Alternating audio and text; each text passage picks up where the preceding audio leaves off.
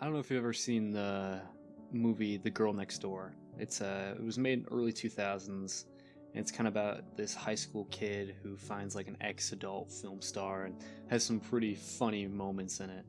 I just kind of want to come in here and talk about how beneath all the humor, beneath all the over-the-top teen fantasy stuff, I think this movie has a lot to say about risk, identity, and what it truly means to live your life.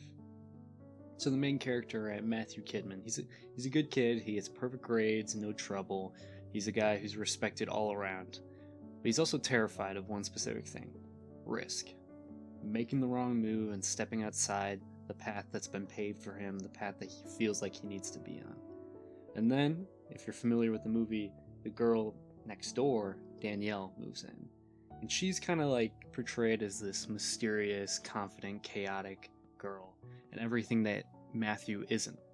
And at first, she kind of disrupts his perfectly planned life, but he slowly starts to realize that she might be something that he's looking for. She's here to wake him up, kind of in a sense. Because sometimes it takes a person or a moment to shake you out of the sleepwalk you've been going through, right? And I kind of wanted to touch on that idea. The line in the movie where he says, "What would you do if you had one chance to do something extraordinary?" And that's what the movie keeps asking over and over again. It's more than just a romance movie. It's about courage. It's about crossing the line between playing it safe and living fully. Every character in this film is trying to figure out what they stand for because they're all graduating from high school. Matthew's chasing respect because he doesn't know how to earn it without losing himself. Danielle wants to leave her past behind but fears that no one will ever see her as anything anymore, even though Matthew does. And even Eli, Matthew's best friend, is obsessed with fantasy because he can't face the real vulnerability of his life. And this film takes all that chaos and turns it into a deeper question. Who are you when you take the mask off? And are you willing to risk being seen to be actually free? What I love about The Girl Next Door is that Danielle isn't just a dream girl. She's not here to complete Matthew or just be the girl that ends up being with him. In the movie, she challenges him. She forces him to break his shallow understanding of love, success, and self-worth.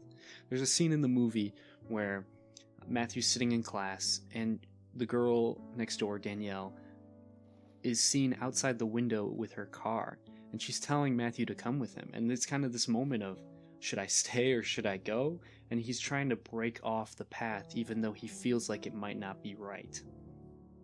And in return, Matthew kind of gives this thing that Danielle has been looking for her whole life. Someone who sees her not for her past, but for who she is now, a flawed and complex person.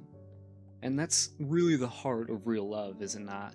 Not fixing each other, but freeing each other. Not running from pain, but saying, hey, I see you, and I'm still here, no matter what. And this is where the film kind of flips the stereotype. It's not about the guy saving a girl from her past. It's about two people who live fully with the truth, with the scars, and with the risk of each other. And yes, Matthew could have played it safe the whole time. He could have avoided the mess, he could have continued on his path and been the perfect person. But then what? He would have lost the best part of himself, the part that dares to care, to risk, to love. And that's what this film, I think, is really about. The fear of stepping off the map, the fear and the joy of realizing that we were never made to be perfect. And there was never any magic in doing perfect things anyways. Life doesn't reward the most prepared. It rewards the most present.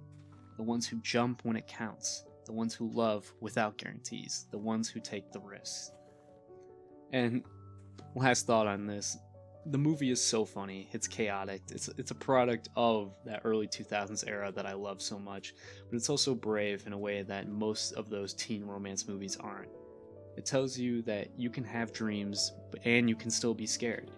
That your past doesn't define your worth, and that sometimes the riskiest thing you can do is to finally be honest not only with yourself, but with other people. So if you haven't watched it in a while, watch it again, not just for the nostalgia, but also as a reminder that life isn't lived in your head. Great movie. And probably going to watch it again here in a second. Love.